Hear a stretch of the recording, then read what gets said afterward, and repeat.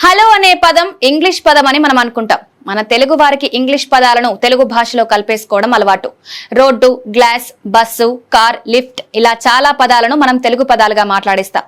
ఇలా ఏటా కొత్త కొత్త పదాలని తెలుగులో మిక్స్ చేసుకుంటూ ఇంగ్లీష్ ని అలవాటు చేసుకున్నాం. అయితే హలో అనే పదం మాత్రం మనమే కాదు, ప్రపంచవ్యాప్తంగా అందరూ వాడుతున్నారు.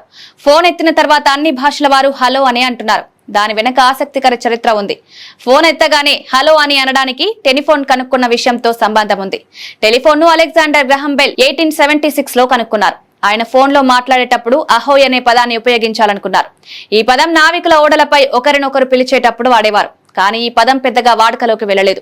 మరో ఆవిష్కర్త థామస్ ఎడిసన్ టెలిఫోన్ కోసం హలో అనే పదాన్ని ప్రతిపాదించారు. హలో అనేది ఆంగ్లంలో నుంచి వచ్చింది.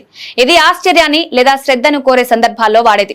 ఎడిసన్ 1877లో ఈ పదాన్ని టెలిఫోన్ కంపెనీలకు సిఫారసు చేశారు. ఆ తర్వాత అది విస్తృతంగా వాడుకలోకి వచ్చింది. ఈ విషయంలో ఎడిసన్ ఆలోచన గ్రహం బెల్ కంటే ఎక్కువ ప్రభావం చూపింది.